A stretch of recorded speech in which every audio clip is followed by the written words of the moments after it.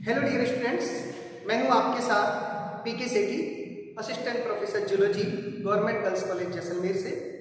आज के video lecture में हम एम्ब्रियोलॉजी के टॉपिक फर्टिलाइजेशन अर्थात निषेचन के बारे में डिस्कस करेंगे। इससे पहले के वीडियो में हम निषेचन के लिए जो आवश्यक प्रोसेस होती है अर्थात गैमेटोजेनेसिस, उनको अलग अलग वीडियोज में हम देख चुके हैं। हमने मेल गैमेट अर्थात स्पर्म के निर्माण की प्रोसेस और फीमेल गैमेट ओवम के निर्माण की प्रोसेस को देखा, और अब इसके बाद हम यहाँ बात करने वाले हैं निषेचन अर्थात फर्टिलाइजेशन की।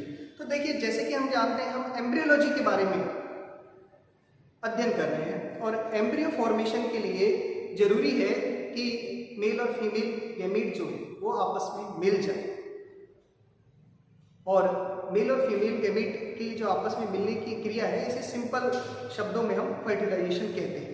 इसको और विस्तृत करूं मैं तो हम ऐसे भी कह सकते हैं कि जब दोनों गैमेट एक दूसरे के पास होते हैं तो दोनों की जो प्रोन्यूक्लियाई होते हैं, मेल गैमेट का प्रोन्यूक्लियाई और फीमेल गैमेट का प्रोन्यूक्लियाई, दोनों के आपस में मिलकर जाइगोट बनाने की जो प्रोसेस होती है उसे हम फर्टिलाइजेशन कहते हैं। इट मीन्स मेल और फीमेल गैमेट जाइगोट बनाने के लिए एक दूसरे से मिलते हैं। इस घटना को ही फर्टिलाइजेशन अर्थात निषेचन कहा जाता है। तो चलिए, ये जो फर्टिलाइजेशन है, इस फर्टिलाइजेशन को हम दो पार्ट्स में डिवाइड कर सकते हैं, दो टाइप्स में डिवाइड कर सकते हैं, एक्सटर्नल फर्टिलाइजेशन और इंटरनल फर्टिलाइजेशन। एक्सटर्नल फर्टिलाइजेशन में जो मेल और फीमेल गैमेट का जो संगम होता है, ये मीटिंग बॉडी के बाहर होती है। ये वाटर में मोस्टली जो है वाटर में होती है, पानी में होती है, जैसे कि हम फ्रॉग में देख सकते हैं, कई सारी फिशिंग में भी देख सकते हैं कि ये जो फर्टिलाइजेशन है ये वाटर के अंदर होता है। कई इन्वर्टिब्रेट्स में भी ऐसा होता है। और हम बड़े जीवों की बात करें तो बड़े जीवों में जैसे ह्यूमन की हम बात करें तो हमारे अंदर जो फर्टिलाइजेशन होता है वो इंटरनल होता है। ये जो फीमेल होती है, जो मादा होती है, उस मादा के रिप्रोडक्टिव सिस्टम के अंदर जो है मेल और फीमेल गैमेट का फर्टिलाइजेशन होता है। तो दो तरीके का हो गया, एक्सटर्नल और इंटरनल। तो एक्सटर्नल के एग्जांपल्स मैंने आपको बताए, इंटरनल के एग्जांपल्स मैंने आपको बताए। तो हम यहाँ पर जो डिस्कस कर रहे हैं वो ह्यूमन फर्टिलाइजेशन की कर रहे हैं। तो ह्यूमन फर्टिलाइजेशन जो हमारे अंदर जो प्रोसेस कंप्लीट होती है, इसके ये 5 चरण हैं, 5 स्टेप्स हैं। एक एक करके हम डिस्कस करते हैं। सबसे पहले है हमारा युग्मकों का समागम, ठीक है, मीटिंग ऑफ गैमेट्स, मतलब गैमेट्स कैसे मिलते हैं। तो इसके लिए क्या होता है कि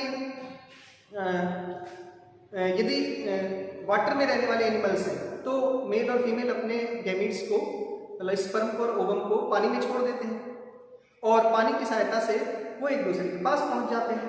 इस क्रिया में प्राय फर्टिलाइजेशन में क्या होता है, जो मेल गैमेट है ना वो ही चलने वाला होता है, चलायमान होता है और मतलब मोबाइल होता है, और जो फीमेल गैमेट होता है वो अचल होता है।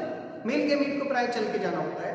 तो पानी में तो पानी की सहायता से चलते हैं, और यदि हम बात करें हमारे अंदर तो उसमें क्या होता है कि मेल गैमेट जो होता है, जब उसे पॉपुलेशन के दौरान फीमेल रिप्रोडक्टिव सिस्टम में छोड़ा जाता है तो वो अपनी पूंछ की सहायता से, टेल की सहायता से वो चलकर फीमेल गैमेट के पास पहुंचता है।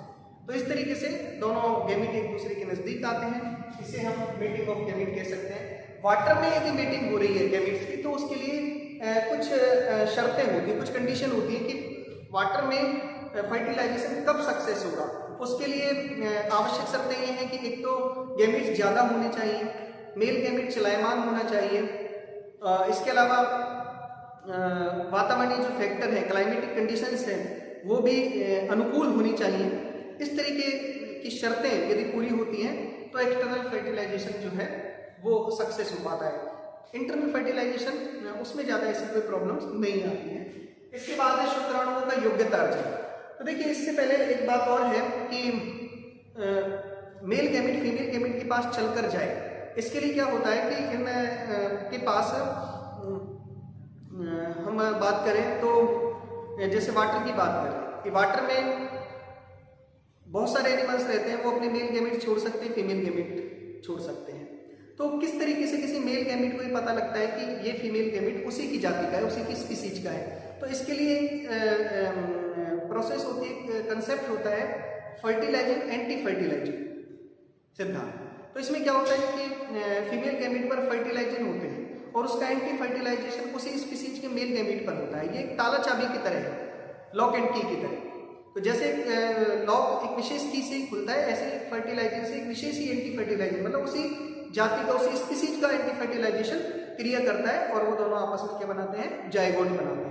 ओके, अब बात आती है शुक्राणुओं का योग्य कार्य। तो देखिए क्या है कि जो गैमीट मेल गैमीट है स्पर्म, एक्चुअल में उसमें स्टार्टिंग में, शुरू में जब वो स्पर्म टेस्टिज के अंदर बना है, उस समय उसमें अंडाणु को निषेचित करने की, उसकी झिल्लियों को भेदने की क्षमता नहीं होती है। तो ये जो क्षमता है कि शुक्राणु अंडाणु के अंदर प्रवेश कर सके, उसकी झिल्लियों को भेद सके, ये क्षमता शुक्राणु को या तो अधिवृषण एपिडिडाइमिस में रहकर प्राप्त होती है या फिर फीमेल रिप्रोडक्टिव सिस्टम के अंदर प्राप्त होती है। तो इसे हम कहते हैं शुक्राणु का योग्यता कैपेसिटेशन ऑफ स्पर्म। ओके, इसके बाद नेक्स्ट हम आते हैं एक्रोसोम क्रिया और भेदन। तो देखिए क्या होता है कि जब ओवम के पास स्पर्म आ जाता है, तो हमने पढ़ा है स्पर्म के स्ट्रक्चर में कि स्पर्म के ऊपर एक एक्रोसोम नामक स्ट्रक्चर होती है, टोपिनोमा एक्रोसोम स्ट्रक्चर। तो वो एक्रोसोम की जो नामक जो स्ट्रक्चर है, वहां से दो प्रकार के एंजाइम निकलते हैं। उन दो एंजाइमों में एक हाइल्यूरोनिडेज होता है, एक एक्रोसिन होता है। हाइल्यूरोनिडेज तो क्या करता है, जो अंडाणु का जो बाह्य आवरण है, एक्सटर्नल मेम्ब्रेन जो है, कोरोना रेडिएटा, उसको नष्ट करता है, उसको गलाता है। और जो दूसरा एक्रोसिन जो एंजाइम है, वो क्या करता है, जो इंटरनल मेम्ब्रेन है अंडाणु की अंदर वाला जो आवरण है, कौन सा, जोना पेलुसिडा, उसको गलाता है। ओके, तो एक्रोसोम से निकलने वाले दोनों एंजाइम अंडाणु की दोनों झिल्लियों को नष्ट कर देते हैं, गला देते हैं स्थान विशेष पर से, जहां से वो टच करते हैं ना, उसी जगह पर से वो गलाते हैं। तो इसे हम कहते हैं एक्रोसोम क्रिया और भेदन। मतलब एक्रोसोम से क्रिया हुई, एंजाइम निकले, और भेदन मतलब वो भेद कर वहां से वो शुक्राणु कहाँ चला जाता है, अंडाणु के अंदर प्रवेश कर जाता है। शुक्राणु की पूंछ अंडाणु के अंदर प्रवेश नहीं करती है, ये भी एक इंपॉर्टेंट बात है।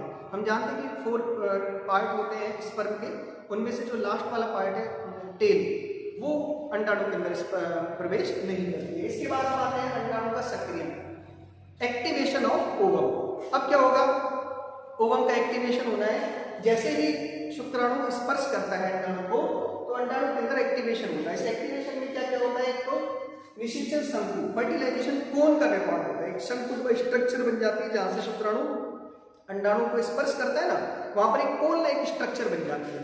उसके बाद क्या होता है, वल्कुडीय क्रिया है। उस कोन के नीचे क्या होता है, जो शुक्राणु की प्लाज्मा और झिल्ली और पीतक झिल्ली जो है, ठीक है, प्लाज्मा मेम्ब्रेन और जो योग मेम्ब्रेन है अंडाणु की, उनके बीच में एक निषेचन कला, फर्टिलाइजेशन मेम्ब्रेन का फॉर्मेशन हो जाता है। एक इंपॉर्टेंट बात सुनिए दोबारा से, पहले तो क्या हुआ, जैसे शुक्राणु अंडाणु को स्पर्श करेगा, वहां फर्टिलाइजेशन कोन बन जाएगी, शंकु बन जाएगा। उसके बाद अंडाणु की पीतक झिल्ली और प्लाज्मा झिल्ली के बीच एक निषेचन कला, फर्टिलाइजेशन मेम्ब्रेन का निर्माण हो जाएगा। ये निषेचन कला क्या करेगी, पहले वाले शुक्राणु तो पहले अंदर चला जाता है, लेकिन ये निषेचन कला फिर बाद में अदर जो स्पर्म है और जो स्पर्म आ रहे हैं उनके प्रवेश को रोकती है। क्योंकि एक बार में मादा जनन तंत्र में करोड़ों स्पर्म प्रवेश करते हैं, तो उनमें से कोई और स्पर्म ओवम के अंदर नहीं चला जाए, क्योंकि हमारे अंदर मोनोस्पर्मी होती है, हमारे एक ही स्पर्म फर्टिलाइजेशन करता है ओवम का, एक ओवम का। तो अदर स्पर्म के एंट्री को रोकने का काम निषेचन कला करती है। उसके बाद कोशिका द्रव्य परिवर्तन होते हैं, जिसमें क्या होता है, उसमें केंद्र की पदार्थ की मात्रा है, कोशिका द्रव्य पदार्थ की मात्रा है, न्यूक्लिक एसिड वगैरह है, आयन वगैरह है, उनकी मात्रा इंक्रीज हो जाती है। ओके, लास्ट में आते हैं प्राकेंद्रकों का संलयन। इसके बाद क्या होता है, शुक्राणु अंडाणु के अंदर आ गया। अब शुक्राणु और अंडाणु में, स्पर्म और ओवम दोनों में प्रोन्यूक्लियाई बनेगी।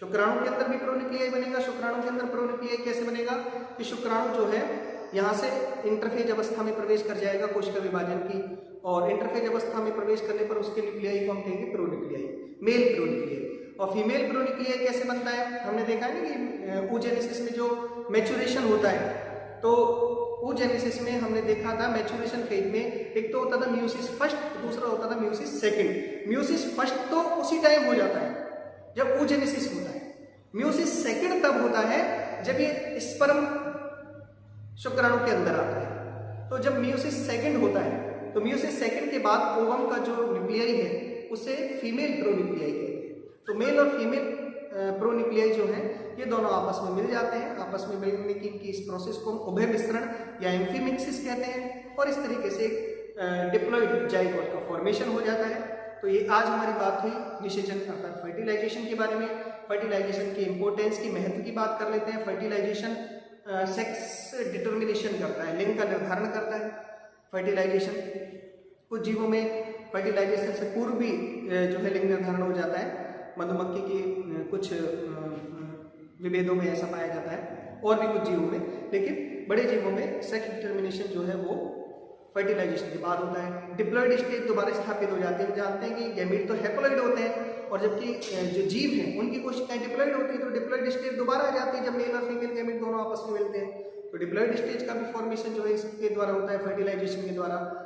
दो डिफरेंट तरीके के कैरेक्टरिस्टिक्स जो है मेल और फीमेल दोनों के कैरेक्टरिस्टिक्स संतति के अंदर आ जाते हैं, तो ये भी फर्टिलाइजेशन का रोल होता है। तो फर्टिलाइजेशन अपने आप में एक बहुत ही महत्वपूर्ण प्रोसेस है सेक्सुअल रिप्रोडक्शन के अंतर्गत एम्ब्रियो फॉर्मेशन के लिए। तो जब जाइगोट बन जाएगा तो अब जाइगोट से अब एम्ब्रियो बनने की प्रोसेस स्टार्ट होगी और इस प्रोसेस में जो भी आगे की जो प्रोसेस हैं, जो भी आगे की मैकेनिज्म हैं, जो भी स्टेप्स हैं, उनके बारे में हम आगे नेक्स्ट वीडियो में डिस्कस करते रहेंगे। आज के लिए इतना ही। Thank you very much.